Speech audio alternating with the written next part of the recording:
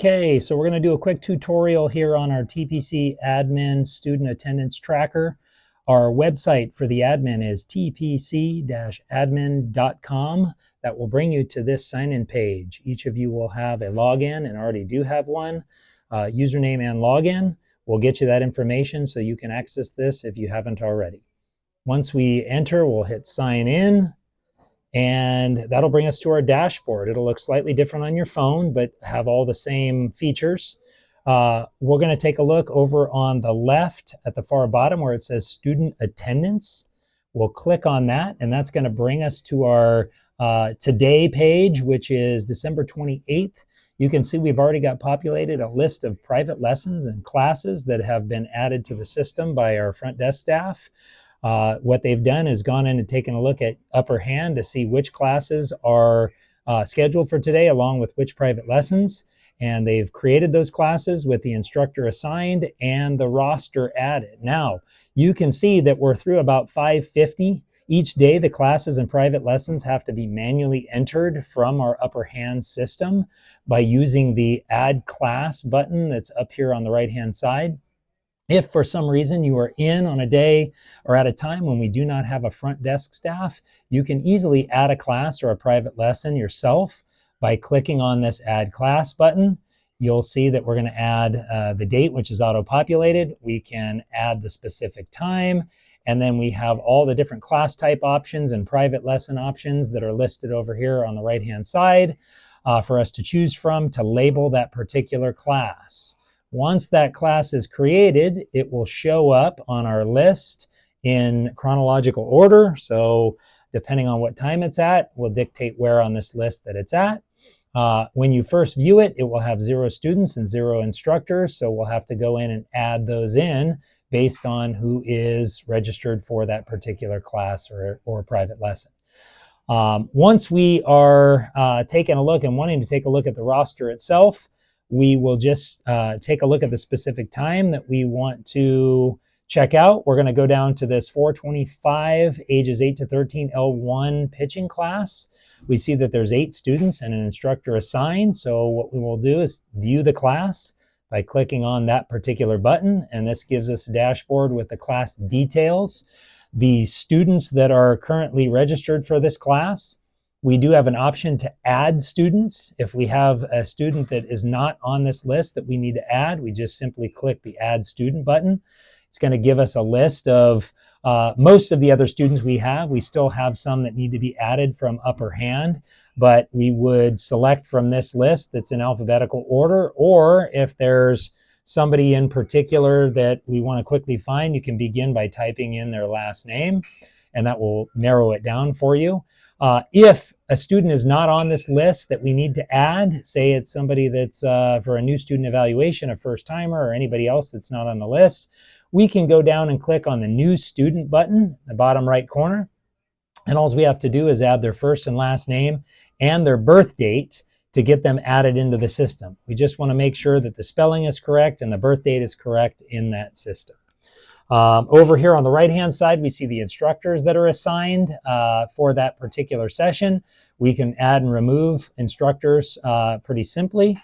And then you can take a look at this roster and also see the pre-populated point total that the attending students have automatically assigned based on our assumption that they're going to come in, tap in, and be actively engaged and getting out of the classes, or this class in particular, what we expect them to on a given day. So by default, they'll automatically be receiving that point total. It's our job as a trainer to go in after the class and make any changes to any of the students that we have on this list in terms of the points that they receive. So if I click on a student in particular, we'll start with Austin here. It's going to pull him up in particular. You'll see that he's got his attendance points at default at 3. If we need to change that point total, we click the drop down. You'll see our options at this point are 5 points for an outstanding performance that day, which would be above and beyond the normal expectation. Really making having a great quality session, great class contribution, things that would warrant that additional point total. Again, we don't want to be too liberal with giving those out. Understanding that the expectation for a 3-point performance is relatively high.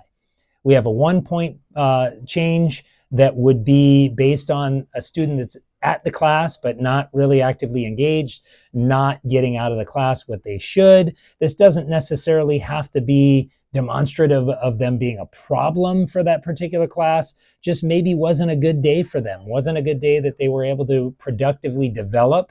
And so we could change that to a 1-point attendance, knowing that, another day might be a little bit better. We have a 0 points for a no-show. So somebody that's on the roster that just does not show up, we'll change them to 0. No explanation needed on that one.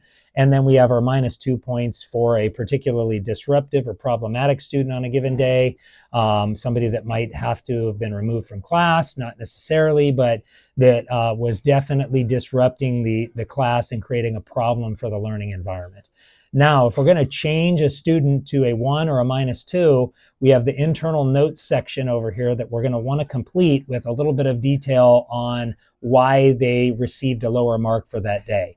Inevitably, we're going to get asked about lower marks for any given day, and we want to be able to have some information as to what was the cause or reasoning for them receiving that lower mark for that particular class.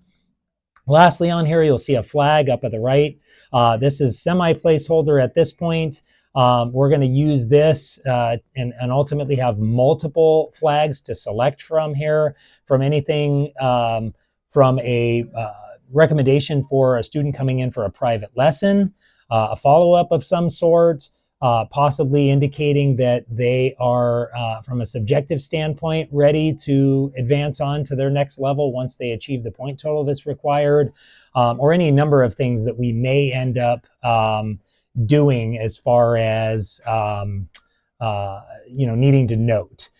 We are going to ultimately have a forward-facing opportunity or site for these students and parents to take a look at. They will see things like some of the flagging that we may have for recommendations. They'll see point totals and their progress toward their next level up.